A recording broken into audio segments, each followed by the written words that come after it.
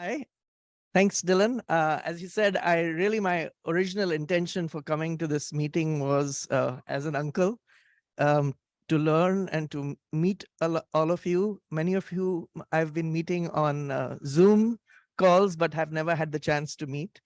Um, but so about 4 years ago, one second, where's the arrow? Here we go. About 4 years ago, just before COVID hit, we decided to take the opportunity to, on the side of what is the main thrust of our project, uh, try to see if there was something that I could do in the lab to work on a model that might help Rohan. So what I'm going to tell you is just a little bit of what we've done, and we've not gotten very far, in part because unfortunately the timing of when we got the money to do the work on COVID and the person who came to work, to work on KIF1 happened during COVID. So we didn't get very far, but I want to share with you what we've done. And it's more to share with you the kinds of tools we can generate so that I can hear from other scientists how they might be able to use the tools that we can create. So my lab really works on this, the lateral line system, which you might wonder what it has to do with KIF1, and it actually doesn't. The primary goal of my lab has been to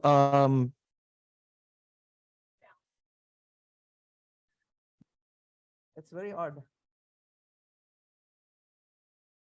I'm not sure where it's coming from because I didn't record. One sec.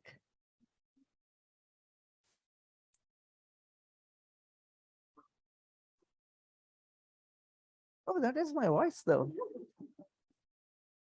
It must be reading my notes from some version of it. So anyway, so what we study is this group of cells that migrates from near the ear of the fish to the tip of the tail, periodically making these little sensory organs and depositing them.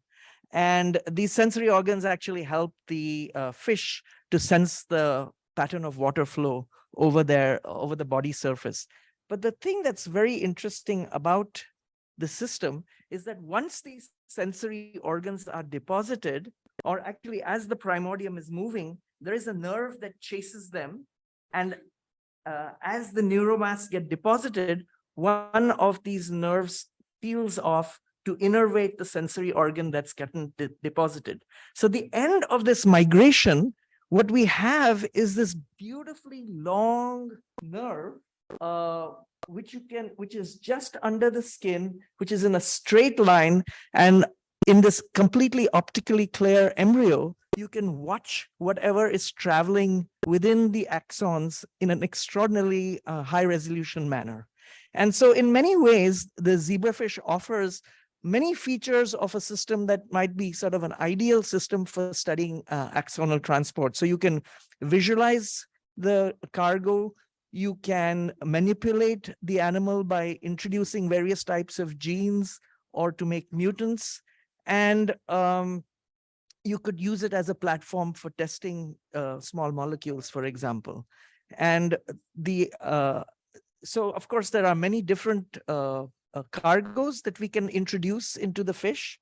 And some years ago, some colleagues of mine, actually, there was some years ago, Katie Drurup was another scientist who moved to the lab adjacent to me, where she had in fact been using the zebrafish lateral line to study transport. And they developed the infrastructure to see how you could use this extraordinarily long nerve to watch different types of cargo, both in anterograde and in retrograde transport. So at the time, she was actually in the next door lab. She unfortunately left and is now in Madison, where she continues to do this kind of work. But with her help, we began doing some of these experiments. This movie is not it's not working, so you can't see the cargo moving back and forth. But it turns out it's quite easy to do this in the fish, because you can just inject, when the zebrafish embryo is fertilized, the cargo that you desire to observe. And if you're doing it in a background of a fish where you can already see the nerve, the combination allows you to see the different types of cargo. So it's a very versatile system to study axon trafficking. And all I want to do is really tell you about two of the tools we created and a little bit more about what is possible so I can get some feedback from all of you. So of course, my motivation was to try to work with the mutation that Rohan has. And so he has the R316W mutation. And based on that, we developed a program to study or use the fish in different ways. And this is a little complicated looking slide, but it helps me illustrate the various things that one can do with zebrafish. So the simplest thing, which is on the left-hand side of the slide, which says transient expression, is that I can just simply make mRNA encoding either wild-type KIF1A or any mutant form of KIF1A and inject the embryo with it, and then look at the zebrafish at about 5 days and see what its consequence is on the trafficking of any desired cargo. So we've done a little bit of that. The other thing that we can do is make stable transgenics. That is a fish that is stably expressing a version of DNA that we have introduced into it. And we've actually made one of these already, and that is using a heat shock promoter. So just to give you some sense of why we might use a heat shock promoter, one of the ideas I had was that if we try to actually engineer the zebrafish to actually have the mutation that Rohan has, I was not sure how easily the fish would grow up and I would be able to breed the fish for our experiments. So the alternate strategy was to use this thing called a heat shock promoter to drive the expression of the version of KIF1A that I wanted. And in that, all you do is take the fish, which normally grows at about 28 degrees, shift it to 32 degrees. And for the time, and that sort of induces the expression of the gene you've introduced. And for a few hours, you will express this altered form of the gene, and you can study the transport of whatever you desire during that time. Eventually, the induced expression will stop, and you can put the fish back and then use them again some other time. So it's a very effective way of doing that. And we have made already fish that I can induce the expression of wild-type KIF1A or the KIF1A that carries this R316W mutation. But it's easy enough to make other versions as well. There are other types of transgenics that we can make that drive the expression of genes specifically within the lateral line. We worked on those, but those for some technical reasons turned out to be a little more difficult. So this is just a little bit of a sort of a window on the kinds of things we can do with zebrafish.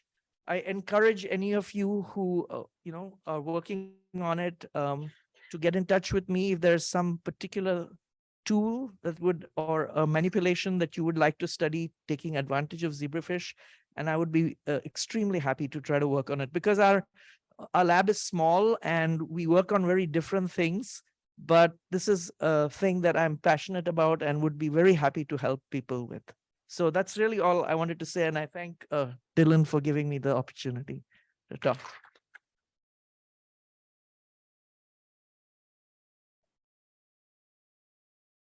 Go ahead. You guys are my favorite. This was really amazing. Thank you so much. One question about the zebrafish. I don't know much about them. So do they express KIF1A endogenously? And also when you're talking about transient transfection, is it like human KIF1A you're putting in, or just... Well, you could put in whatever you want. In my case, we've put in engineered versions of the zebrafish KIF1A. So it's very similar.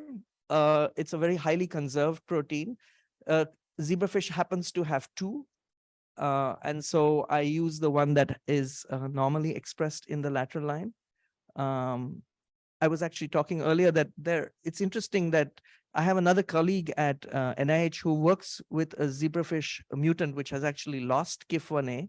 But it turns out that KIF1A is actually in the hair cells that are within these neuromass. So there's just in talking to my colleague, I'm learning that, we're very focused on axon transport and what is happening in these long axons and taking advantage of that. But already just by looking at what's in the zebrafish, you realize that it plays an important role within the sensory organs themselves, not just in the nerves that communicate and carry information to and from those sensory organs. Thank you. Oh, Wayne? Yes, I noticed that you're using a peroxisome targeting cherry construct.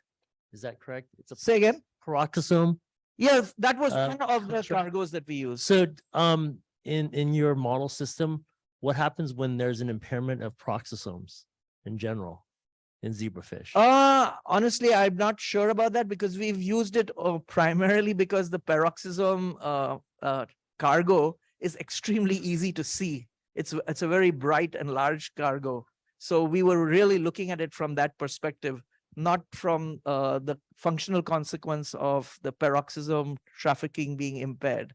I mean, to be fair, in the manipulations we do, we are looking at peroxisome transport, but the manipulation is affecting all kinds of things. It's just the kind of cargo we happen to be looking at in the experiments as a window to how the process of axon transport is affected.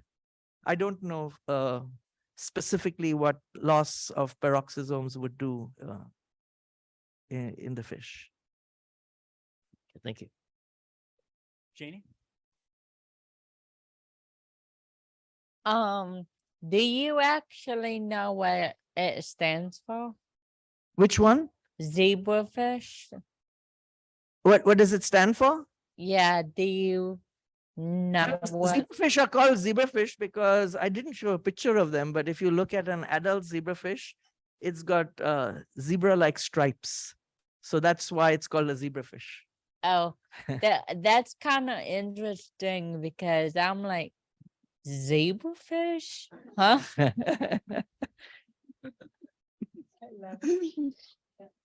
Yep, Jane? I can't top that question. That was awesome. But I will ask, in the heat shock system, when you're inducing the cells to express your mutant form, do you have an idea of the ratio of mutant KIF1A to wild type during that time when you're inducing the expression? My estimation is that the heat shock vastly overexpresses it. And you have a little bit less control on how much you can pump it up by that.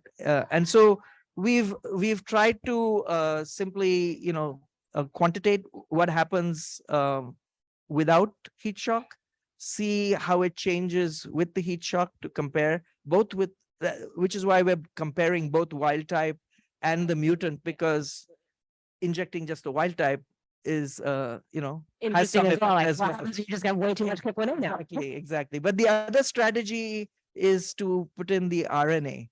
So the RNA, by controlling how much you inject, you have it's easier to change the range of what you're putting in, but it only lasts for a limited time. So there's trade-offs with the different approaches. Thank you, Ajay. Really appreciate it. Thanks.